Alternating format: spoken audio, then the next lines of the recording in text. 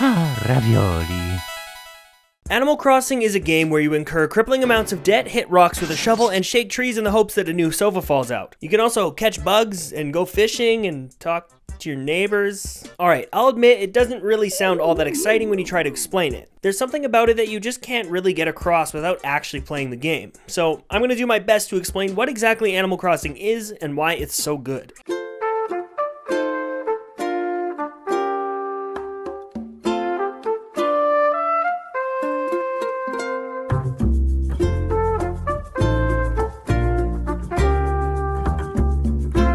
Animal Crossing is like... Or... Hell no. Animal Crossing is a social simulation game, sort of in the same vein as The Sims. That's really the closest comparison I can make. In my video about ARMS, feel free to go check that out if you want to, or don't, whatever. I talk a little bit about how Nintendo likes to Nintendo-fied video game genres, and Animal Crossing is a prime example of a Nintendo-fied Sims game. You basically get conned by a raccoon into living on a deserted island, which I decided to name Island, and from there you slowly build that island into an adorable town for you and your eventual neighbors to live in. Your first major goal is to pay off the moving and travel fees Tom Nook surprises you with. Yes, Satan?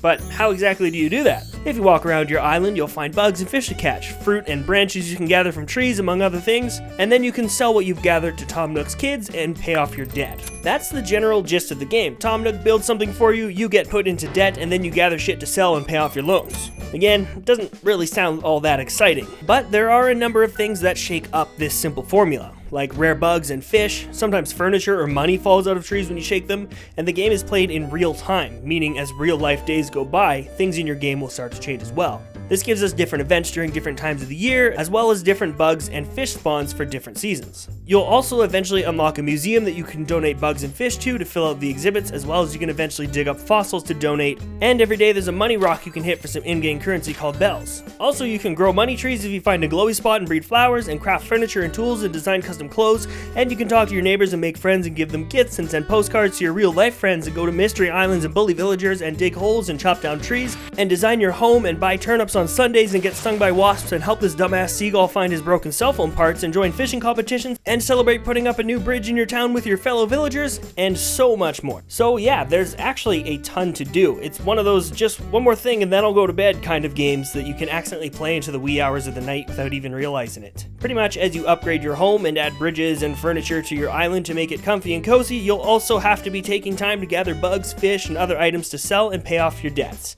It actually really is quite addicting. Some of my favorite games to play are hard and stressful and fast-paced, like Monster Hunter and Dark Souls. Animal Crossing is the complete opposite. The pacing of this game is similar to that of a sloth, and it mostly benefits from being a slower-paced experience. It's meant to be kind of a relax and unwind after a long day sort of game. It's a very relaxing, cute, and overwhelmingly charming game where you really are left to your own devices in its mostly sandbox gameplay to do whatever you want on your island. There's also virtually no way to fail at Animal Crossing either. The worst thing that will happen is getting stung by a wasp a couple times, resulting in a faint, and all you do is just wake up in front of your house and continue playing. They've also implemented a wonderful new system called Nook Miles this time around. It basically gives you points for completing various tasks like catch X amount of fish or talk to X amount of neighbors. It kind of works like an achievement system, giving you even more tasks to complete. You can then use your Nook Miles to purchase things from the Nook Miles rewards program like new hairstyles and special items. The best part though is the Nook Miles tickets that you can purchase that will take you to one of 12 different mystery islands that range from boring and lame to I can't believe it's only spiders. These mystery islands are really fun to explore, and Tarantula Island is disgusting. Please delete it from the game. Just kidding, please don't. It makes me so much money. And yes, I said chores. Not everyone plays this way, but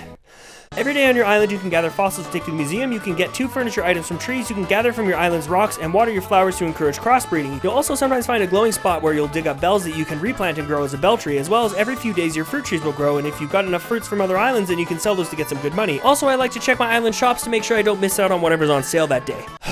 That's 7 chores I do every time I open up Animal Crossing, and that's only a little bit of what I end up doing each day. So between all these chores and decorating your home and customizing clothing and checking out mystery islands, there's an incredible amount of content here that isn't really apparent when you're watching trailers or gameplay videos. Here's where we get to my love-hate relationship with the game. Animal Crossing very much plays like a mobile game will, but on a grander scale. Most mobile games offer login rewards and challenges that are only available each day. Animal Crossing resets every day, so all those chores I mentioned you can do each and every real-world day that passes by. I think this is a really great idea. It gives you a little bit to do every day and helps spread out the content so you don't complete the game in one fell swoop. But at the same time, if you neglect your town for an extended period of time, villagers you might be fond of will move out and your town will overgrow with weeds. I think Animal Crossing is great for people that don't play video games for egregiously long amounts of times like I do. You can just pop in for a half hour or so, do your chores, visit your neighbors, and call it a day. But if you want to make any progress on, well, pretty much anything, you'll have to wait a few days at a time. Like upgrading your house takes one whole day. Adding a bridge takes another whole day. New villager moved in? Gotta wait a whole day before you can visit with them. Everything takes real world days to complete, so when you get later into the game and you're able to move houses and bridges around, you have to wait a whole day for the effect to actually take place, and you can typically only do these things one thing at a time. This is where the slowness gets a little bit on my nerves. I would far rather be able to pick up and drop down all the houses and infrastructure like you're able to do with furniture in your home. But at the same time, it would also really kill that slow pacing of the game that it tries so hard to stick you to. There is good and bad to the system. It's more of an issue for me since I have other games I want to be playing.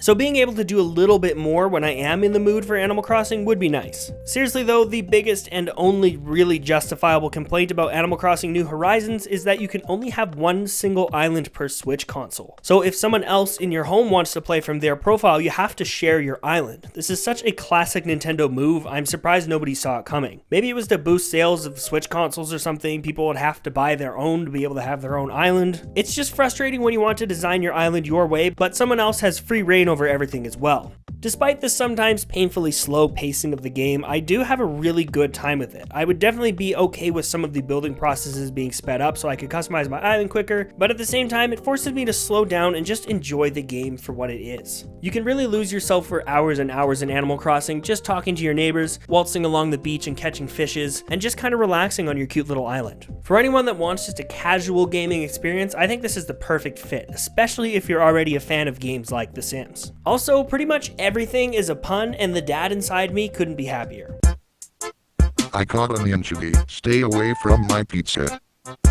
I caught a guppy. Welcome to the team, newbie. I caught an orchid mantis. Our friendship is blooming. I caught a mantis. Man, tis so cool. I caught a pale chub. That name seems a bit judgy. Wait, was that a dick joke? Well, that's it for this video. Thank you guys so much for watching. If you like this content, make sure you give it a share. That's the biggest way to help my channel grow. And of course, if you want to see more, make sure you hit that subscribe button. Thank you again for watching, and I will talk to you next time.